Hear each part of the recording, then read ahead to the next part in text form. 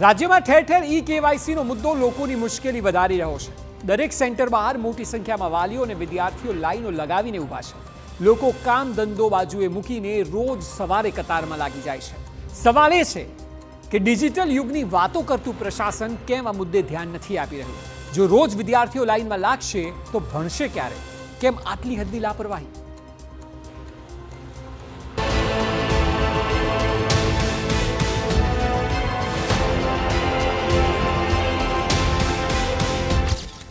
ડોક્યુમેન્ટ્સનો મોટો ડખો।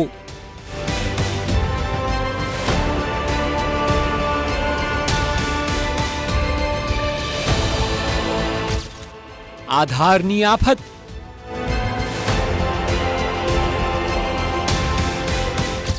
E KYC એ સર્જી મુસીબત।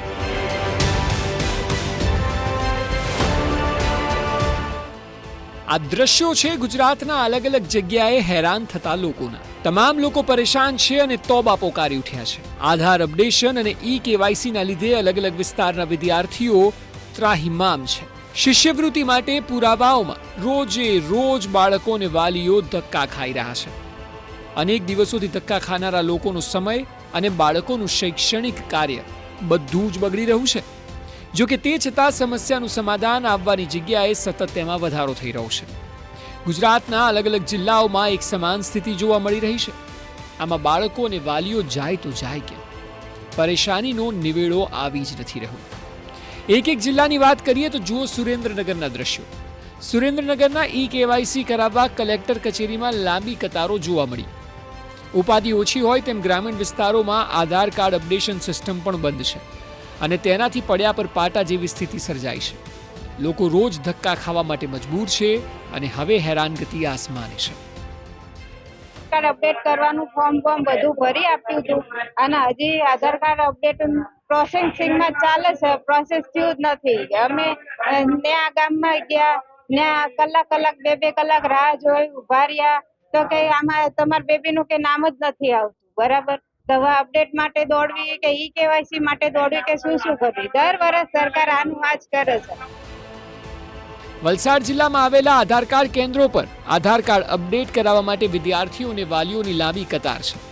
વલસાડ જિલ્લાના ધરમપુર અને કપરાડા તાલુકા ખાતે આવેલા આધાર કાર્ડ કેન્દ્ર બંધ હાલતમાં છે, જેને લઈને અહીંના લોકોએ 70 થી 80 કિલોમીટર દૂર વલસાડ આવવું પડે છે। સાથે વાલીઓએ આધાર કાર્ડ અપડેટ કરાવવા માટે 5 થી 6 દિવસ સુધી આધાર કાર્ડ કેન્દ્ર પર આવવું પડે છે, જેને લઈને તેઓની રોજગારી પણ જતી રહે છે અને વિદ્યાર્થીઓનું ભણતર પણ બગડી રહ્યું છે। અમને તકલીફ એવી પડે કે હવે તાત્કાલિક અમને અઠવાડિયામાં ટીચરે કીધું કે તમને આ પોયરા લોકોનું બધું કરાવી લાવો, આ કાર્ડમાં નામ લખવાનું, આધાર કાર્ડ બનાવવાનું, તો અમને એટલો જ ઝુલામાં આપે કે ફોન પર ફોન કરે તો આ પોયરું ટોન દાઠી નહીં જાય નિશાળ। હવે કરીએ હું અમે? વલસાડમાં જ આ લોકોએ દૂર દૂર સુધી જઈને પુરાવા અપડેટ કરાવવા પડે છે, ત્યારે આ મામલે વાંસદાના ધારાસભ્ય અનંત પટેલે તંત્રને દરેક તાલુકામાં કેન્દ્ર બનાવવાની અપીલ કરી।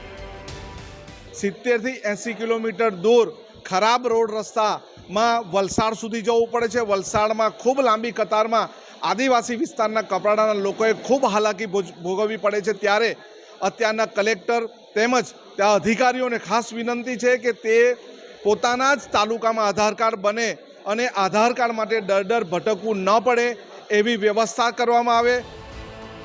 જરા દાહોદની સ્થિતિ તો જુઓ। આ ડિજિટલ ગુજરાતના વાયદા કરતા પ્રશાસન જરા જુઓ।